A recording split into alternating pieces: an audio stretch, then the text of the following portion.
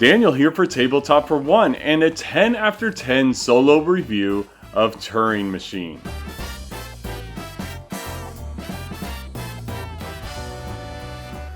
Now, Turing Machine is a logic deduction puzzle game designed by Fabian Gridel and Yoann Levet.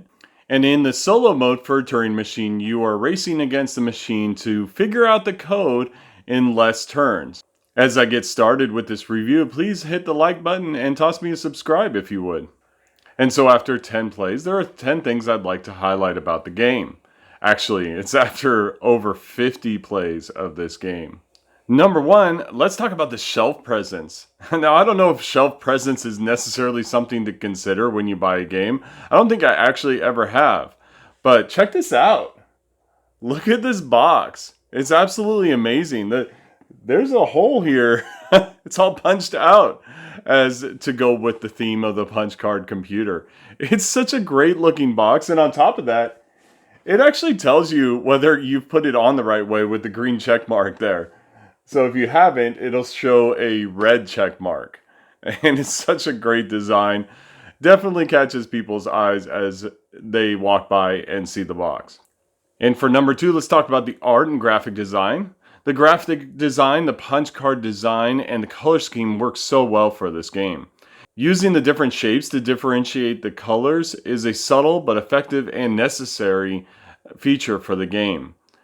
It allows for you to quickly scan the game state while not losing your train of thought as you're trying to figure out the puzzle.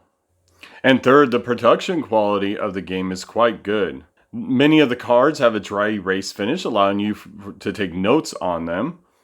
The little card file that holds the different card numbers works quite well, comes together nicely, and it actually fits in the box.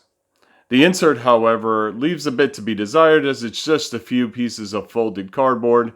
I really wish they would have done something different. And for number four, the rulebook is quite light and easy to read. There's only a few pages you need to read before you're ready to get started in the game. It is so accessible and easy to understand that even after one play, I didn't have to reference the rulebook again. The last time I had to reference it was really the changes from one difficulty to another, and that was it. And number five, speaking of difficulty, this game looks like it would be more difficult than it actually is, especially for those who don't like math. But in fact, there's very little math involved at all.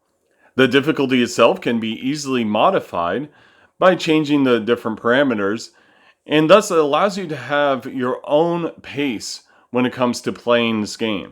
And number six, for the replayability, while there are 20 puzzles given to you in the book, there are 7 million puzzles to be found online. Yes, I said 7 million puzzles. And the online app gives you a variety of options, including a daily solo challenge. You can enter challenges that other people have played and try to compete against them, as well as doing a random challenge of your choice of difficulty. And so for number seven, let's talk about the gameplay. The gameplay is so engaging. You basically choose three numbers and you're going to ask questions about those numbers, and the verifiers will tell you some information. And so you may ask if the blue number is higher than 3, or the yellow number is equal to 1, or the purple number is greater than both of them. Or maybe there's a pair in the number, or maybe it goes in ascending order. You'll ask these questions, you'll write down the information, and before long, you'll start to see the number come to fruition.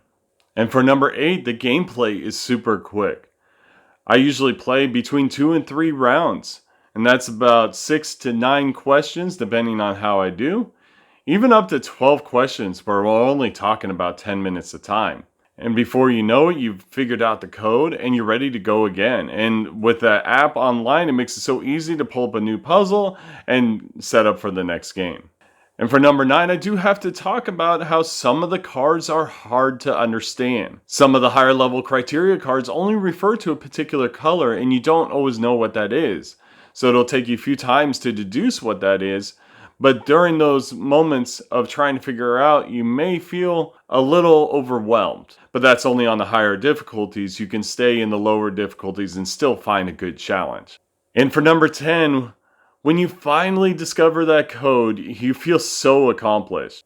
It may seem impossible at the beginning to figure out the code when you're first trying out numbers, But then when you start getting those check marks and those X's that give you essential information, before you know it, you've got the code and you feel so satisfied that you were able to discover it. And so my final score for Turing Machine is a resounding 9.5 out of 10. The game is visually striking, accessible, and such a satisfying gaming experience. I highly recommend it to anybody who likes logic, puzzles, and deduction. I do really hope it becomes more available at the stores so you can enjoy this game as well. And I look forward to seeing it on your table. And this has been a 10 after 10 solo review of the Turing Machine. Let me know in the comments below what you think of the game. And I thank you very much for watching Tabletop for One, and have a great night.